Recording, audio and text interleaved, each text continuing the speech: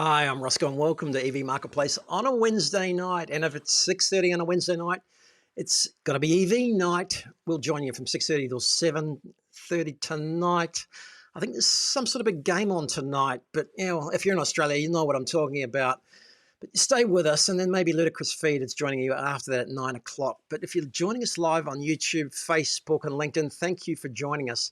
If you're watching us on Catch Up, I'm Roscoe. This is EV Marketplace live on a Wednesday night.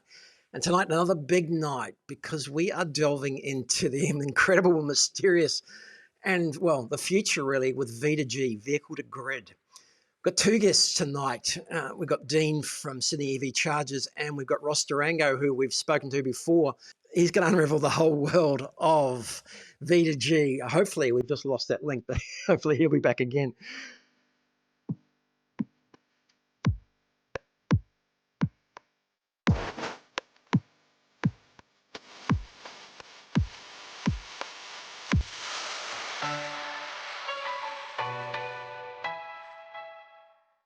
Hey, Ross, welcome back. Good to see you again. Look, we had a chat a couple of weeks ago now about V2G, vehicle to grid, and I got to admit I was a V2G skeptic. I didn't gel, but after we chatted, it was crystal clear, and I thought that was worth sharing tonight because it made a lot of sense in terms of the way things work, and really, you just put it in such a simple way and such a clear way that this was going to be part of the future. That I thought I'd get you back in again tonight and have a chat. Tell me what you told me the other night when I asked the question, why does V2G make sense and why do we need it? Vehicle to grid has the potential, it has the future capability to be the thing that means we can switch off coal and gas-fired power stations because we don't need them anymore. Okay.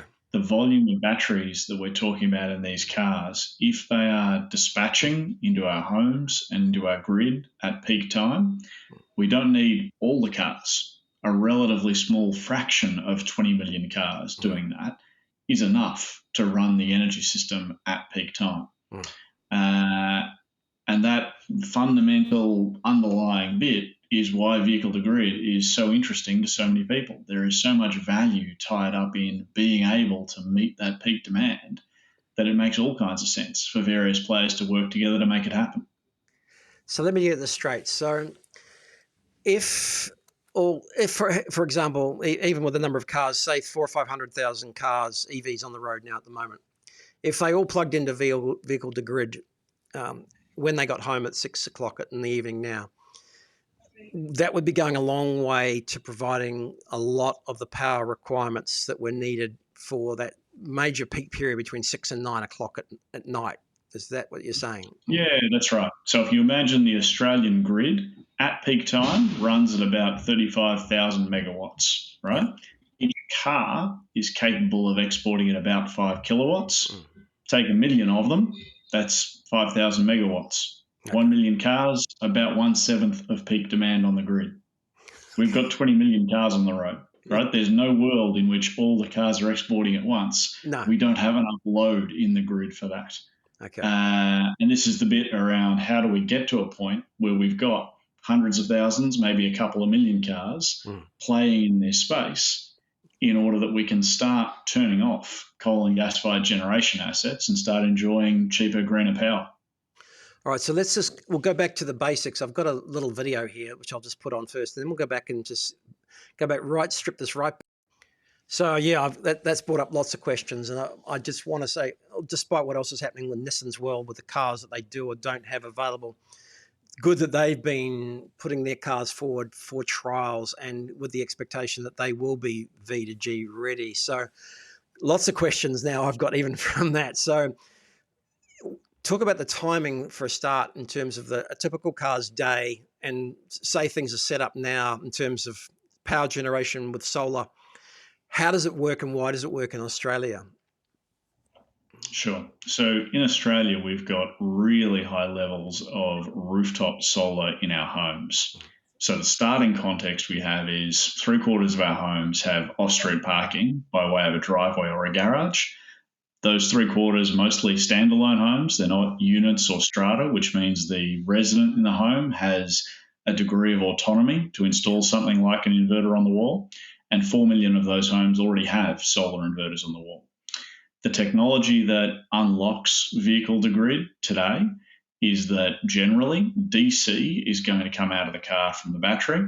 The box on the wall is an inverter with a lot of similarities to a solar inverter, and that turns the DC from the car battery into AC, either for use in the home or for export to the grid.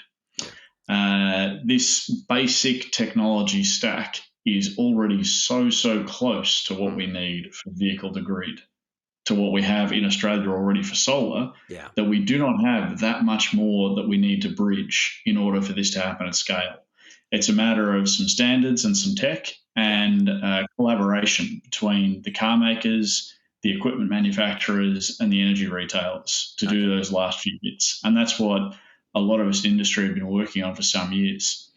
If I think about the driver experience, the idea here for the typical person who's taking their car to work, getting home in the evening, and is going to be going back to work the next day, they arrive home from work, they plug in their car.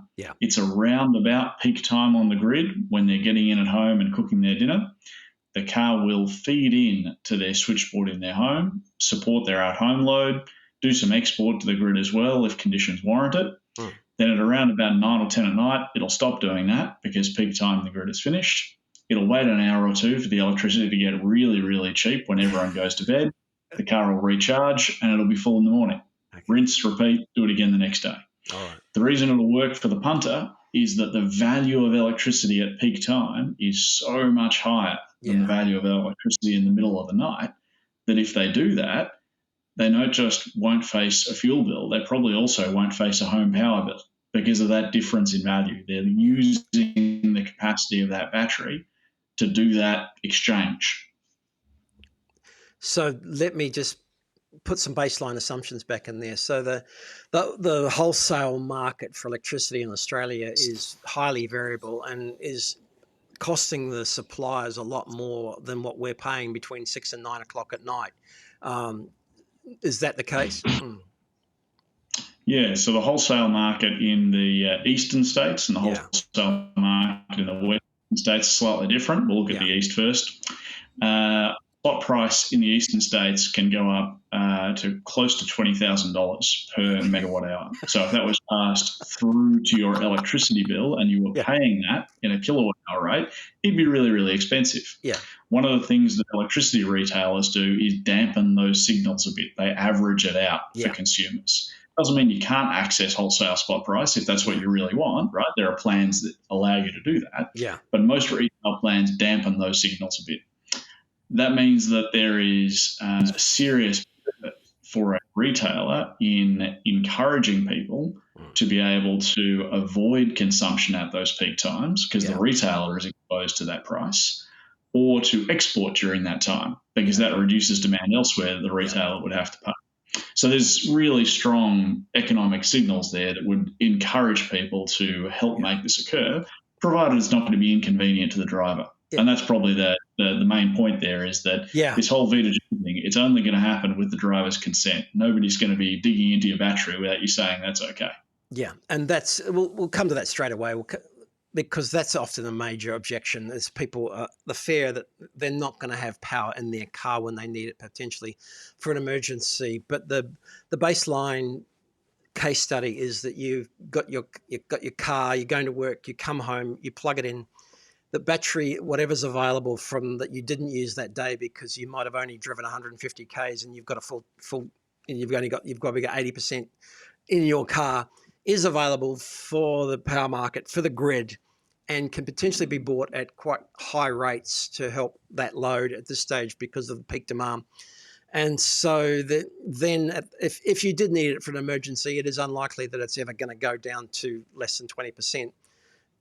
There's going to be controls in place for that period to ensure that when it kicks in after that, you've still got what you need in case of emergency, Yeah. So what I would say there is, as the person who owns the car and the parking space in which it is sitting, you're going to be the one setting the control as to how much is allowed to be discharged, right? Okay. These systems will put the consumer in charge, because ultimately the consumer can just unplug the car and discharge will stop, right? Yeah. So it's not like consumer is out of the loop. These systems are going to work where a consumer trusts the person that's operating it, and that trust will come from the consumer having ultimate control. Yeah. And a lot of people are talking about this, and a lot of people are already exposed to this through home batteries and wholesale power plans like Amber and Flow that Hal's mentioned, that I've heard of as well, where if you've got a home battery, you can potentially sell back in and maximize that if you want to manage it yourself.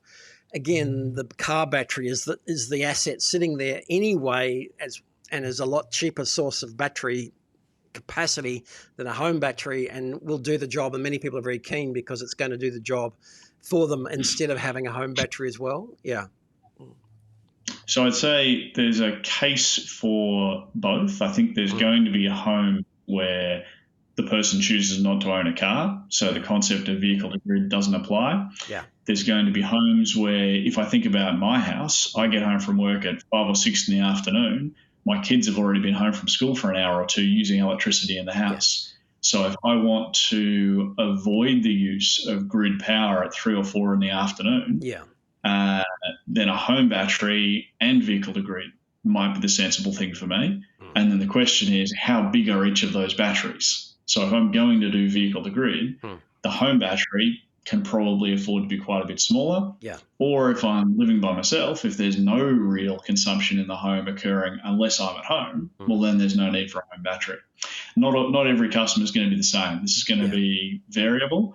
And it's expert installers like Dean that you just had on before who are going to be the ones talking this through with the customer and working out what the best fit for them.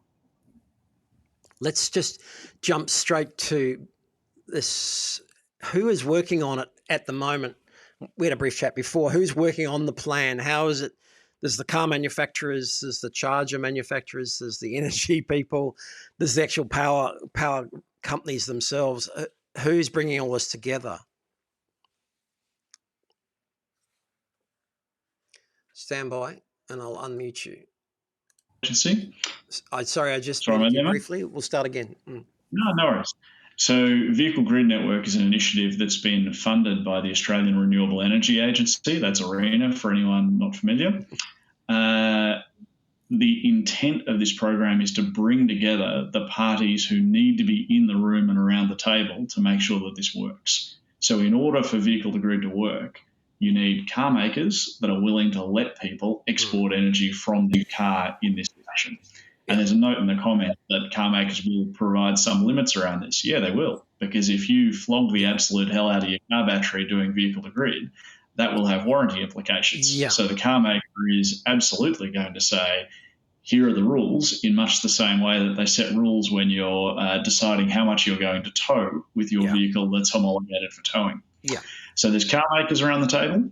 There's the people who manufacture the electrical equipment that sits outside the car. So the people who make the inverters and get them certified and approved for installation in Australia. Those folks need to be around the table. And then because vehicle to grid's not going to happen unless the consumer sees a benefit, the retailers who offer the electricity plans to the consumer that will create room for there to be reward. So you mentioned Amber, and I think Flow Power are in the chat as well. Yeah. Innovative retailers like that who are offering plans that do things like wholesale spot price pass-through, those are going to be useful for the leading edge consumers.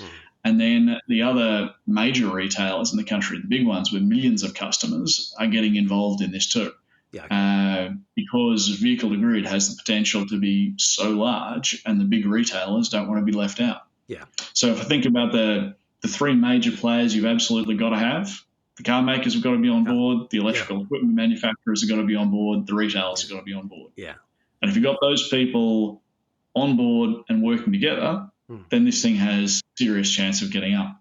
Of course, ARENA is a government agency, right? So anything of this nature that you want to happen quickly rather than slowly and organically, it really helps. We've got government aboard to support, subsidise the early stage stuff, reward people for getting involved, that sort of thing. There's a role for government here too.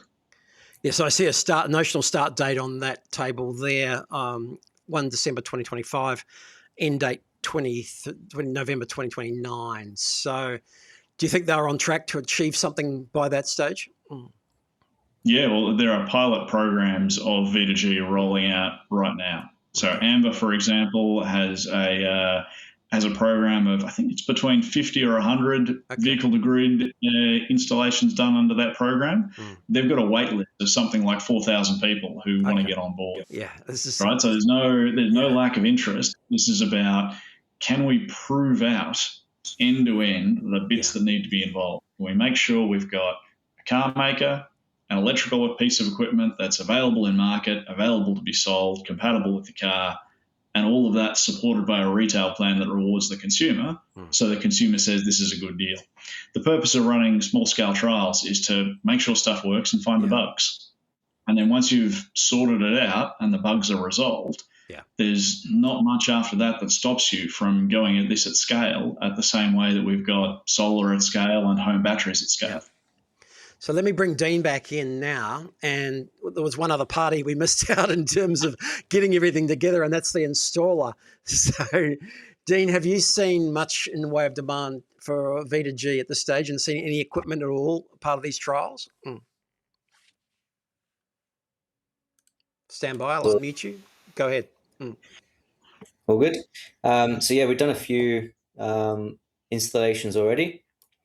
So the customer has a EV charger on the wall, working as a normal EV charger. Yeah. When legislation and everyone's happy, they can add some things into the switchboard, which will then mean we can switch on the vehicle to grid, and they can use that to power their home or even sell it back to the grid, as Ross explained. And that's expensive now, or do you see that gear is the cost prohibitive for some of that equipment? Or so there's a couple of options that we've looked into. So you've got the DC ones that Ross was explaining. There's also an AC option. Now this comes down to a few other questions, like, is the car compatible to discharge power with the AC port? We don't know that all of them are yet. We know that some of them do. So we've been installing the AC ones. They're a little bit more expensive than a normal charger. Maybe $300-400 extra, but you get that extra feature that you can open very soon, hopefully. I'll put you to the test here. Try and break down the difference between the AC and the DC chargers for the bidirectional chargers. See if you can. I'll put you on the spot. Ross, anyone can chip in here.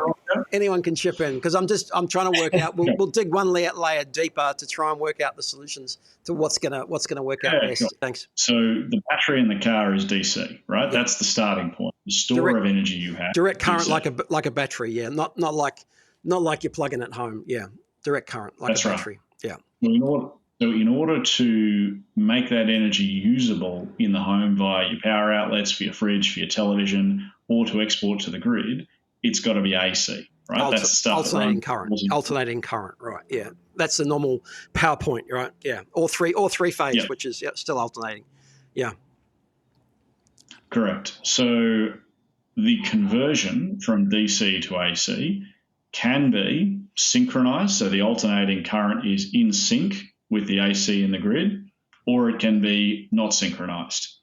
If it's not synchronized, if you've just got DC in the car being converted to AC and a power point on the car running tools or equipment or a fridge when you're camping, that's usually termed vehicle to load. Yeah. If you connect up AC that is not synchronized with other AC, then the point at which you make that connection will go bang, right? That will not work. Yeah. If you want to have AC that is synchronized, then somewhere it's got to convert and it's got to sync up. So solar inverters do this. When they take DC from the solar panels, they take the signal from the grid, which tells them what the timing is on that alternating current. They sync up with that, and they produce AC that is in sync. Okay. If we're doing vehicle to grid properly, whether it's DC or AC, what we're going from DC from the car or AC from the car, we're going to end up with a synced up AC supply. Yeah. So the question is, what comes out of the car? Yeah. Is what comes out of the car DC straight from the battery into a box on the wall that behaves like a solar inverter and turns that DC into synced up AC? Because solar power is DC as well. Direct solar generated power is DC as well, and that's got to be converted to AC to get into your house as well. Yeah.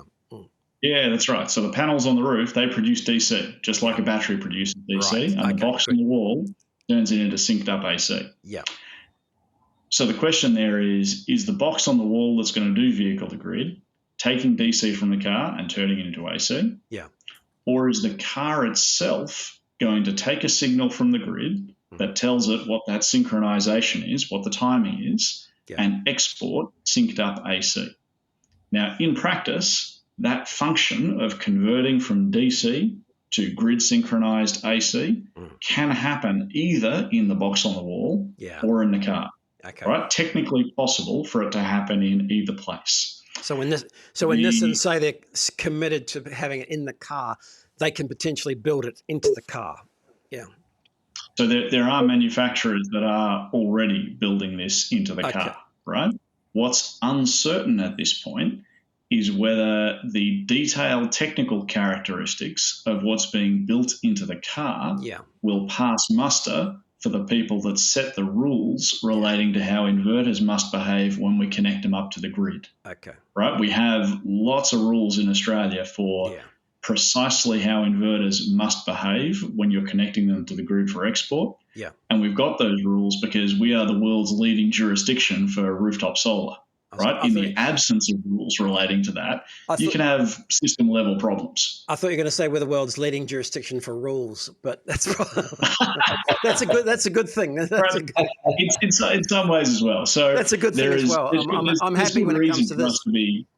There's good reason for us to be the world leading rule setter for rooftop solar because we're the world leader in rolling out rooftop solar. Right? This makes sense. You don't have many events with home batteries or solar. That's for sure. So there's not many safety events. So that's right. So the future is probably going to be a mixture of both. There's going to be some cases where once we get codes, standards, rules, all of that figured out, where some vehicles are permitted, allowed to export AC via a box on the wall that takes AC from the car, that has been synced up by the car and connects it into the home. We're probably going to have other vehicles that export DC and the box on the wall behaves like a solar inverter. Okay. You did ask a question earlier about price.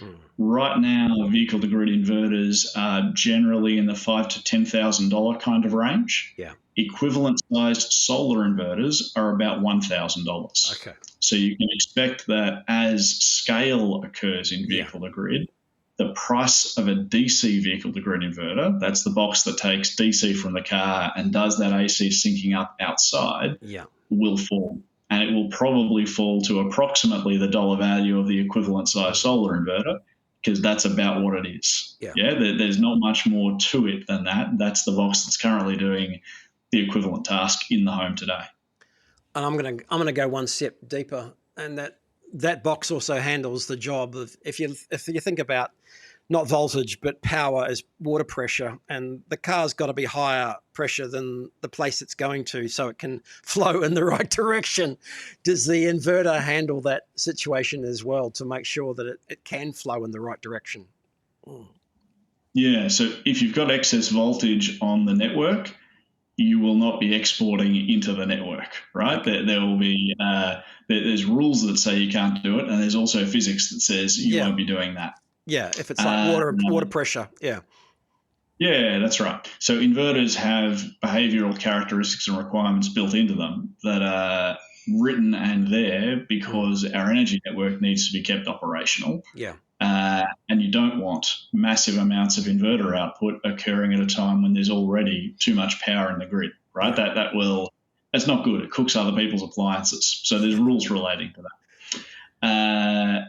In terms of what you can do within your own home, if you're consuming energy from the grid and you've got a battery in the home that could alternatively be supplying your home, whether that battery is bolted onto a wall or whether it's wheels, that's going to make sense, right? If it's peak time and you're at home and you're consuming energy, why would you not self-consume the solar that hit your own rooftop earlier that day and was dropped into your car for safekeeping for a few hours and then charge your car cheaply at night? My brain's still trying to get around how all that's managed, and there's no doubt it's complex because the grid has clearly it's got the ability to have demand or supply over demand or oversupply, and yet how that integrates back with the inverter and the car is way beyond me at the moment, and we're not going to go into it tonight. We need more than 5 minutes remaining, right? Because the grid is a massive beast, like a giant cloud of electricity, and just how it can see. So I do see that it is an incredibly advantageous, and I do see it as the future, but I do see the complexities involved as well, from the car to the inverter to the installer to the actual grid itself, right? And how much is available. So yeah, there's a lot to unpack there, and it's going to be a fascinating journey to get there. Really appreciate you guys. Thanks, Dean, for joining us. I'll just switch back to Dean. Thanks for joining us again. Really appreciate it. I'm going to go back to Ross again because he has developed Mark II of the VCS, and take us through it, Ross. Sure. So this is a venture that myself and my business partner, Dave Fenwick, kicked off start of last year. We both live in Moonee Ponds in Melbourne, lots of homes around where we live that don't have off-street parking. So our first generation product was a boom that enables you to swing a post over the footpath. A post that enables you to swing a boom over the footpath to let people charge their cars. This is version 2 of the same product, same kids in the video. Yep, they got paid better the second time around than the first time because they learned negotiating from their dad. The difference between first generation product and this one that's not in use can be folded down invisibly behind the fence. Because one of the bits of feedback we got was, great idea, but I don't want to look at it when I'm not using it. So please produce something that when I'm not using it, I can put it away. And so that's what we did. Yeah. This is a new version of the product, now available for sale all over Melbourne. If people are in Melbourne and interested in one of these, jump on our website, bcsa.au, put your interest in the form, and we'll go from there. And so this is to solve a problem where you do not have off-street parking, you do not live in an apartment block, but you need a solution if your closest park is in the street in front of you. Mark 1 was a fixed unit. This one's a flexible unit, and the kids are riding underneath it as on time to prove that it's safe for everybody.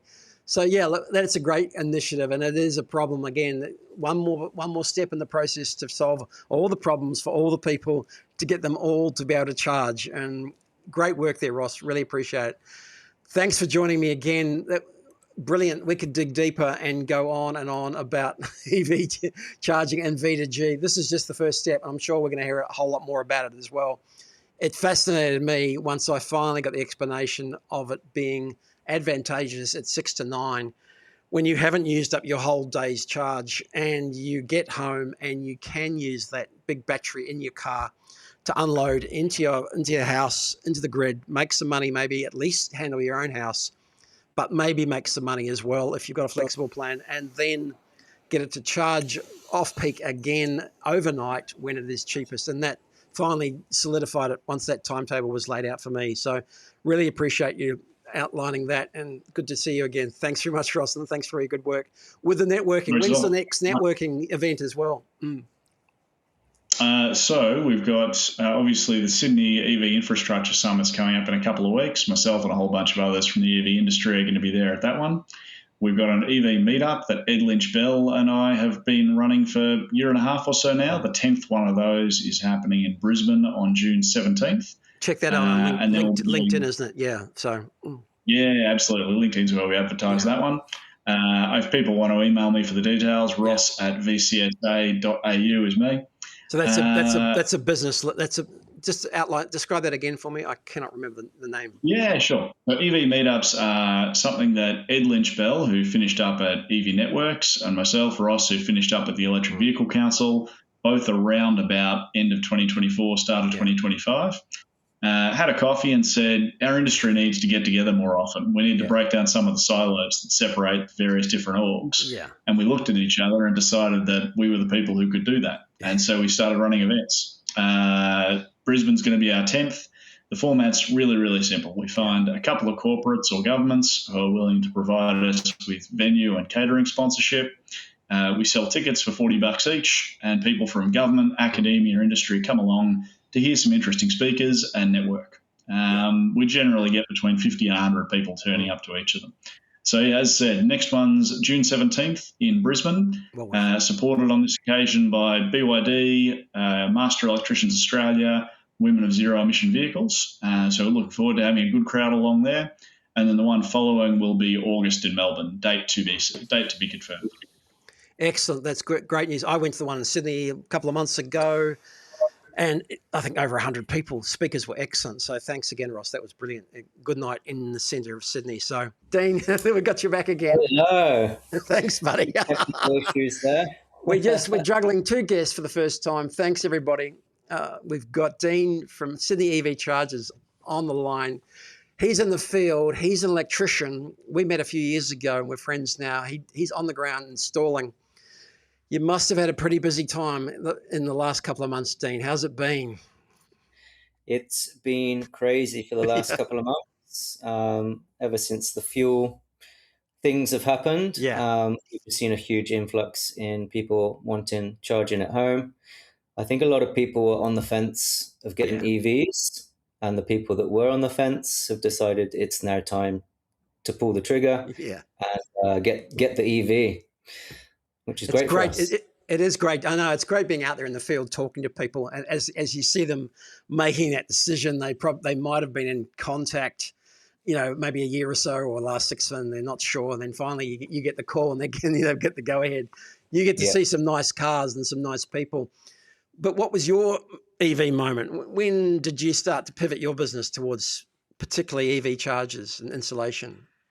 Yeah. So I was doing general electrical service work to start with, and I wanted to do something a little bit new.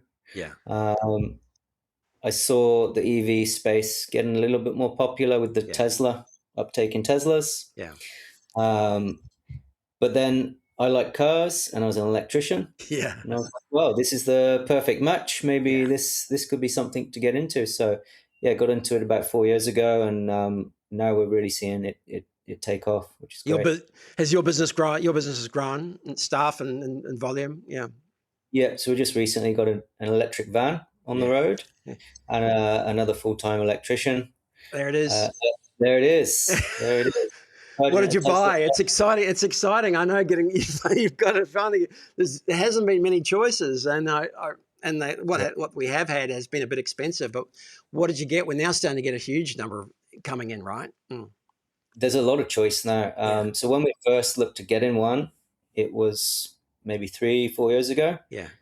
We had the little Peugeot Partner EV that was an option. The old Renault Kangoos electric, but there wasn't really much else. And then last kind of 6 months to a year, we've got the Farazons, which this is the new Farazon V7e. It's a little bit smaller than the SV. So Farazon have got two now, haven't they? A larger one and then this smaller, more compact one. Yep. So this one comes in this one size. The SV, which was the first one they brought into Australia, they have the long, the tall, and then the short wheelbase options. This one just comes in the one size, but perfect size for us. Perfect for an electrician's van. The load we can get in there is pretty decent, and the space is great. The load, the platform's a lot lower than just on a few vans, maybe a 200 mil lower. So there's a whole load of more space in there, which is great. That's ironic considering it's got a battery across the floor, right? That the actual floor is lower than a lot of other options. Right? That is quite ironic, really, when you think about it. I know, and today I just saw from the Driven, LDV just brought out another one as well, an E-Deliver 5, a smaller one, launching at 47,990 drive away. So I'm really excited. I was a former caddy owner, excited about the number of vans. The PV5, of course, around Yep. 50, early 50s as well. Yeah, that's on I the radar for maybe the next one. Yeah, Yeah. that looks interesting. I know, and like these vans. I mean, how many k's a day would you do? Just I'd say on average 100 yeah, to 150 Ks. yeah. So it makes so much sense. Like I we just know. top up for the night, and yeah, the fuel In fact, bills, cost of running goes right down. yeah, I know. I guess if you got a charger charger at home, Yep, yep, absolutely. good. Okay, check. I'm fascinated about the ute market. We'll go and we'll stay with vans now, but yeah, how they became went from tradie vehicles to 4-wheel drive, 4x4s, and that was the litmus test. Vans are vans, A to B, last mile delivery, 150 Ks, as you say. That's all you And need. Absolutely perfect, right? You don't need yeah, big range. You don't need big no, batteries. Yeah, no. And there's so many vans on the road every day, every single exactly. day. It makes so much sense to make them electric. So what are you seeing in the home at the moment? Again, maybe start off with Tesla chargers that people knew about with Tesla. And then what are you seeing and how did you choose the different brands that you like to recommend or install? Yeah, so we do a lot of Tesla chargers. They're great. I don't think we've had a single callback for one of them going wrong, which is really good. Great value for money. Yeah. If you have the whole Tesla ecosystem with the Yeah. batteries at home, it's the perfect Okay. choice. It'll work in with the ecosystem perfectly. You can do the solar charging and all of that through it as well. Yeah. Okay. So it opens up a huge door there. Can you see that on your Tesla app? Just for anyone is watching that's got a Correct. Tesla, can you see it on? You can see the charger and you can see the home battery on your app. Yeah. That's right. So it all Okay. comes into the same app. So you have your battery, your charger, the solar, and your grid, and you can see all of that within that same app. Yeah. And these ones are brands that you I mean, I saw chargers at Bunnings the other I know. day. Yeah. Yeah. What made you go with these two brands? You got Zappy and Ohm, is it? Yeah. Yeah. So they're both from the UK. So decent quality. Yeah. The apps that come with these guys are very good as well. Yeah. And the smart features that comes with them. So they both integrate with solar very well. If you don't have an option for a charger within that ecosystem, just really great and reliable chargers.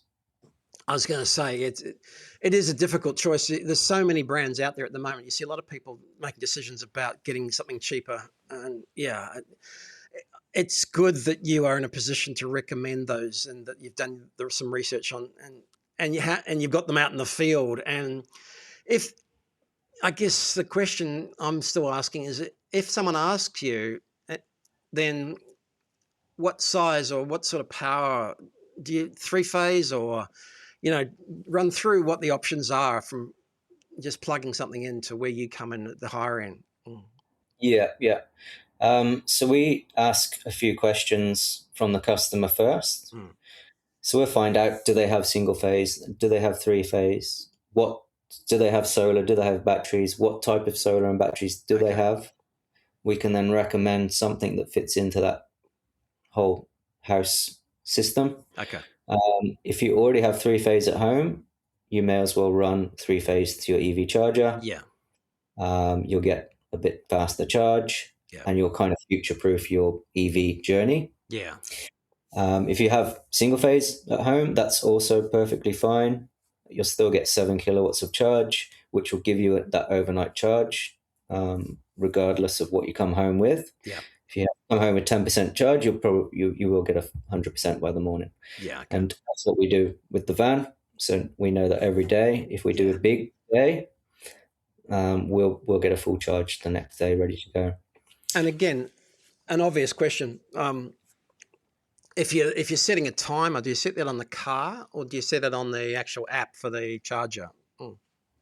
You got both options there. Okay. So the car has a scheduling option, or a lot of them do. Actually, our van doesn't have that option, but we do have that in the charger. So most of the chargers we install have that have that option. Okay, that's good. That's good to know, Yeah. because obviously, do you get involved with talking to people about their power plans? Because obviously to optimize it, if you don't have solar or a battery, then you want to be on a rate that's a lot cheaper between 11 p.m. and 6 a.m., which will lead us into where we're going a bit later on with V2G. But do you chat to people about their power options in terms to optimize that as well? Yeah, so we've only recently looked into it because of going electric. Yeah. But I know there's a couple of retailers out there that have some great plans. Yeah.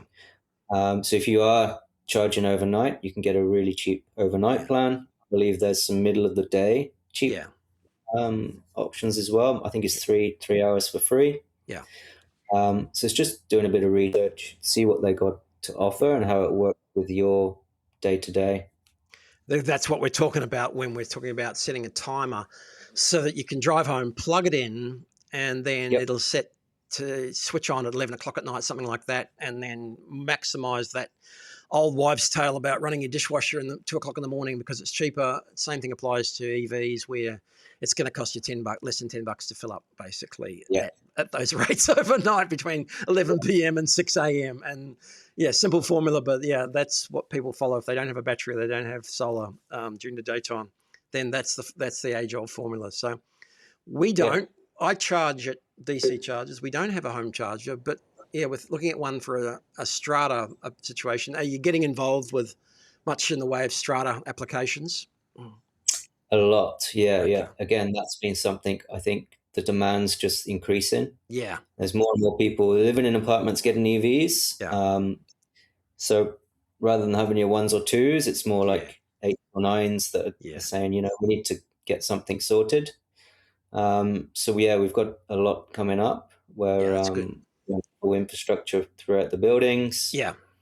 load managements and things like that to help protect, overloading of those buildings as well. Okay. So like from what I understand, some of them haven't been provisioned for enough power to come in, but then there's other devices to ensure that the power that is coming in gets spread out evenly amongst the cars that are available in the short to medium term, right? Correct. Yeah, yeah. And there's always solutions. Some if a building's really underpowered, we can Yeah. apply for a new supply dedicated to EV. Yeah. And I believe that the Osgrid You in nailed Sydney. you nailed it. When you say there are always solutions. that's what we want to There is. hear. Yeah, there Yeah, is. there's so many objections out there to situations and circumstances, but there is. Most people in your industry, there are always solutions and there are always ways to solve these problems. So that is great to hear. But Yep. we're here, and I really appreciate the take up on that. And I just wanted to know, and let me just show where they can find you. There's Dean's site there. Where can people find you if they're looking for a charger, or they know someone who's looking for a charger? Are you all over Sydney? All over Sydney. Yep. And you can jump onto the website sydneyevchargers.com.au and flick us an email, contact us, fill out a form. We'll get back to you and see how we can help you out. And there's a little tab up there which you've got provisioned already for V2G, and that's what we're here to talk about tonight. Are you hearing much from customers, much chat about V2G? Yeah, so some of the events we do, we'll go to council events and some of the EV shows. I think there's one on this weekend we're going to head along to as well. But when we're talking to different people, there's always the question of when's V2G coming? Yeah. Is it coming soon? Is it coming in 2 years? And of course, we don't really know yet. But there's a lot of things that need to come into one to make it work. Thanks, guys, again. Thanks, Dean. Thanks for joining us. Thanks, Ross. Thank you. I really appreciate your time. Thanks for the insights. If anyone wants a charger, they're in Sydney. And Dean, I'm sure you can hook someone up if they're somewhere else as well. Thanks a lot. Absolutely. And thanks, guys. Thanks for joining us. You can get back to the footy if you like. You can get back to YouTube. There's plenty on about the Ferrari. You'll see it. You know what I'm talking about if you just put Ferrari in there. It set the world alight, and well, not literally, but it set the internet alight. If there's anything about EVs, there's certainly still a talking point, and we'll keep talking about them. So thanks, guys, for a fantastic insight into V2G. I'm Rosco, and we'll look forward to seeing you next week.